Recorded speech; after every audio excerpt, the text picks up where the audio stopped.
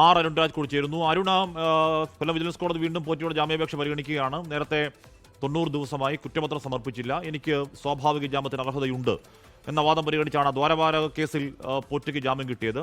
ആ കേസിൽ കിട്ടിയ ജാമ്യം കൂടി ഇന്ന് പോറ്റിയുടെ അഭിഭാഷകർ ചൂണ്ടിക്കാട്ടില്ലേ അരുൺ?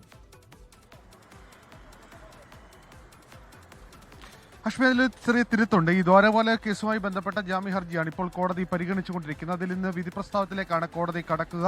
അല്പസമയത്തിനകം തന്നെ ഇതുമായി ബന്ധപ്പെട്ട വിധി പ്രസ്താവം കോടതിയുടെ ഭാഗത്തു നിന്നുണ്ടാകും. ഈ ദ്വാരപാലക കേസിലാണ് 2025 ഒക്ടോബർ 17 ഉണ്ണികൃഷ്ണൻ പോറ്റിയെ ആദ്യം അറസ്റ്റ് ചെയ്യുന്നത്. ഈ കേസുമായി ബന്ധപ്പെട്ട് 90 ദിവസം കഴിഞ്ഞു ഈ തന്നെ അറസ്റ്റ് ചെയ്തിട്ട്. അതുകൊണ്ട് ഈ കേസിൽ തനിക്ക് ജാമ്യം വേണമെന്നായിരുന്നു ഉണ്ണികൃഷ്ണൻ പോറ്റി കോടതിക്ക് മുമ്പാകെ ആവശ്യപ്പെട്ടത്. കോടതിയിൽ ഇത് പ്രോസിക്യൂഷൻ എതിർത്തില്ല. ഇതേ തുടർന്നാണ് ഉണ്ണികൃഷ്ണൻ പോറ്റിയുടെ ജാമ്യാപേക്ഷയിൽ വിശദമായ വാദം കോടതി കേട്ടത്. ഇന്ന് അല്പസമയത്തിനകം തന്നെ ഇതുമായി ബന്ധപ്പെട്ട വിധി പ്രസ്താവം ഉണ്ടാവും. എന്തായാലും ഉണ്ണികൃഷ്ണൻ പോറ്റിയെ മുരാരി ബാബുവിനെ അല്പസമയം മുമ്പ് കൊല്ലം വിജിലൻസ് കോടതിയിൽ ഇപ്പോൾ ഹാജരാക്കിയിട്ടുണ്ട്. രണ്ടുപേരുടെയും റിമാൻഡ് എക്സ്റ്റൻഷന് വേണ്ടിയാണ് ഹാജരാക്കിയത്. അത് കട്ടളപ്പാളി കേസുമായി ബന്ധപ്പെട്ട റിമാൻഡ് എക്സ്റ്റൻഷനാണ് കോടതിക്കുള്ളിൽ ഉണ്ടാവുക. ദ്വാരപാലക കേസിൽ ഉണ്ണികൃഷ്ണൻ പോറ്റിക്ക് ജാമ്യം ലഭിച്ചാലും പുറത്തേക്ക് ഇറങ്ങാൻ കഴിയില്ല.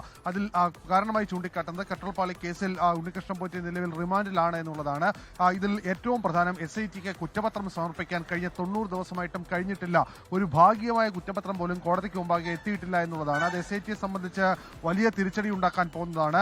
പക്ഷേ SIT ഇതിന് കാരണമായി നിരത്തുന്നത് എല്ലാ പ്രതികളെയും ചോദ്യം ചെയ്തിട്ടില്ല. കാരണം 13ാം പ്രതിയായ തന്ത്രിയെ പോലും ഇതുവരെ ചോദ്യം ചെയ്യാൻ അന്വേഷണ സംഘത്തിന് കഴിഞ്ഞിട്ടില്ല.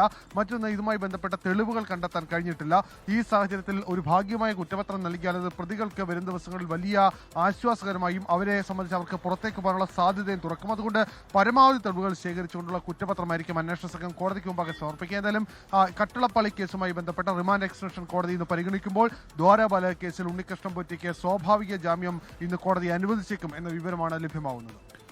ഓക്കെ, 90 ദിവസം എന്ന് പറയുന്നത് ഏത് പ്രതികൾക്കും ഏത് കേസിലെയും അങ്ങനെ വളരെ അപൂർവം അല്ലാത്ത ഏത് കേസിലെ പ്രതികൾക്കും 90 ദിവസം എന്ന് പറഞ്ഞ് ജാമ്യം കിട്ടാൻ മതിയായ ഒരു കാരണമാവുന്നുണ്ട്. 90 ദിവസത്തിനുള്ളിൽ കുറ്റപത്രം സമർപ്പിച്ചില്ല എന്ന് പറയുന്നത് സ്വാഭാവിക നീതി എന്ന നിലയ്ക്ക് തന്നെ കോടതികൾ കാണാറുണ്ട്. അതുകൊണ്ട് ഈ ദ്വാരപാലക കേസിൽ ഒരു പക്ഷേ പോറ്റിക്ക് ജാമ്യം കിട്ടിയേക്കുമോ എന്ന് അല്പസമയത്തിനകം നമുക്ക് അരുൺരാജിനോട് ചോദിക്കുകയും ചെയ്യാം. ഇന്നാണ് അതിന്റെ വിധി.